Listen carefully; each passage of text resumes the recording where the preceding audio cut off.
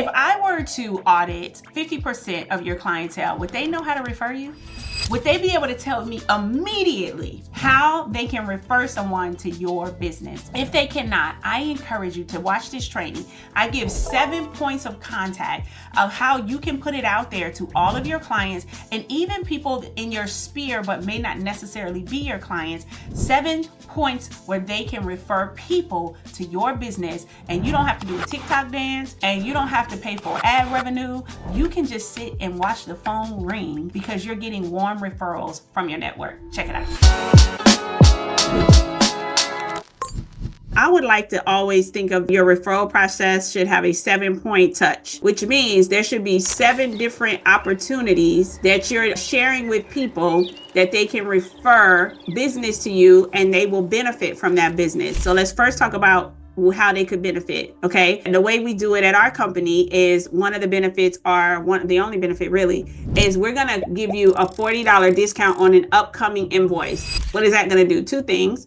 It's $40, so we take it off of hourly work. It's very descriptive that it's off of hourly work, so we don't take it off of contracts. Not saying that you have to follow that same model, but because of how my pay structures work with my other TCs, it's just too much for my brain to have to work that hard. Okay, are we getting into territory with my profit margin? So what I like to do is just say it's $40 off hourly services on an upcoming invoice. So even if they don't have hourly work that they're sending you, they have to find something because they want to get their discount. So they're going to give you a few little something to do, or they probably most likely have some level of things that they're giving you. So that's the first thing you can do is come up with whatever you want your incentive to be. And then I want you to come up with 7 different ways for them to know for a fact that how they can refer you and how they benefit. So here are the ways that we do it. The very first thing is during our onboarding call or that initial call with them, I typically will mention it. If there's a way that it comes up, if they tell me they move in a lot of real estate groups and all this kind of stuff, I'm going to mention it in our initial call. The next thing is when I send their contract. So this is the contract for them to work with you. So it's a contract that they sign one time, unless you add on a bunch of crazy services or something.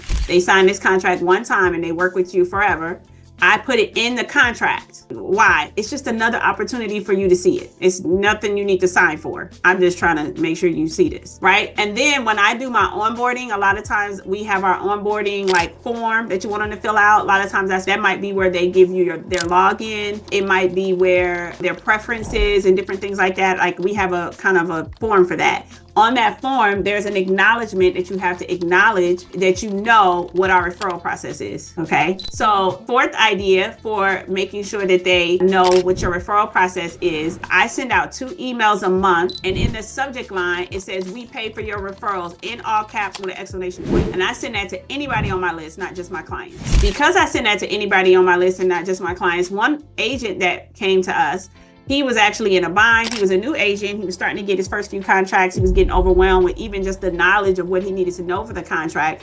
He called me and said, "You were referred to me by a real estate agent I was sitting next to in class," because he kept getting up, walking out, trying to work. He was like, "You need a transaction coordinator. Like, this is ridiculous." If you are enjoying this video, I know that you would enjoy my free training where I teach people how to start, scale, and sustain in this sector. I've done so for the past decade. And I teach you 5 keys to start. They're simple ways to get into this business. I also will teach you how do I scale it where I make multiple 6 figures a year, and I have for the past decade. And then I show you how do you sustain the growth and the scaling that you've acquired. How do you keep clients that want to be with you for years at a time? I teach you exactly what I do to maintain my retention with my clients. So if you want to learn more, all you have to do is go to tiffany'smasterclass.com, and I will show you how the bankrupt girl that barely could do 3rd grade math, apparently, since I couldn't pay my bills, was able to start in this business and able to blow past my competition and able to sustain it for a decade. I'll see you soon. So he says this to him. Do you know when he told me the person that referred him, I said, "I've never worked with that person before. I never heard of them." So you will start getting referrals from people that they've never even worked with you.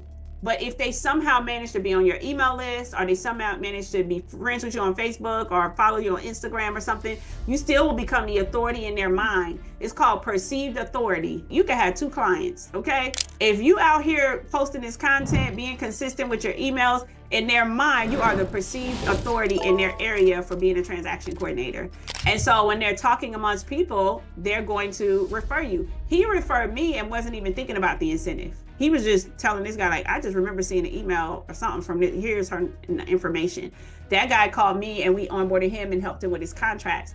I called the agent and said, hey, you referred him, you do get a referral incentive. I explained to him what the incentive was. So guess what he had to do? Get onboarded and send us some work so he could get his incentive. And we ended up working with him for a while. So what I'm saying is, this is how you want to put yourself everywhere. So the 2 emails a month, and I was just sharing that story because that's how we got a client that referred us that we didn't even know. And there's somebody else that's mentioned that too. I want to say it was Kristen. You got referred to somebody. You're like, I don't even work with that person that referred me, right? So you just want to put yourself out there. So there's always that.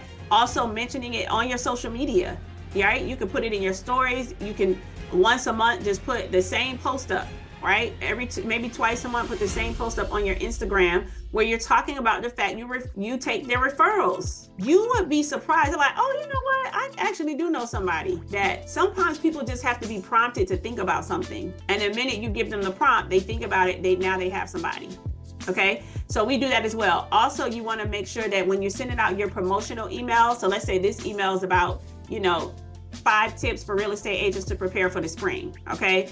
And so you're sending this email out. In the footer of that email, you want to make sure that you have your referral option for them to refer you. The last one that I would say is you also want to have it on all of your invoices. So invoices, you're going to have your late clause, you're going to have all the things that, you know what I mean, that you're putting in the invoice. You want to make sure that your referral process is there. And it's just a quick little link. They can click it. And then once they fill it out, they can refer who they're sending to you and also put their name and number there so they can make sure they get their referral credit, right? 7 different ways, right? So you're inundating them with something where they always know how they can refer you, okay? So if you have your business launched, make sure you implement these things, because let me tell you why referrals are so beautiful. When you refer someone, by the time they get on the phone with you, their yes is already there. They already want to work with you. They were referred. Right? So they already want to work with you because you came on a trusted, warm referral. All they're looking to is get their questions answered and how do I get started? Your referrals, by the time you get them on the phone or by the time they email or text you, it's 90% converted.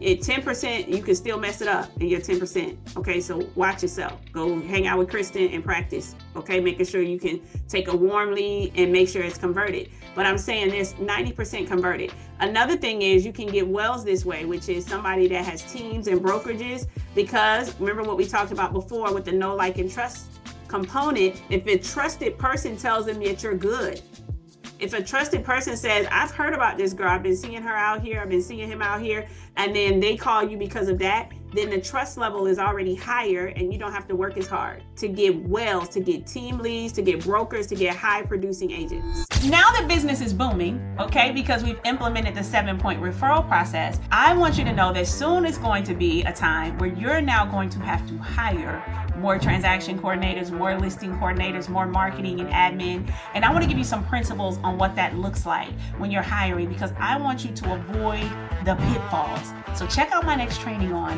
what best practices should you do when making your first hire.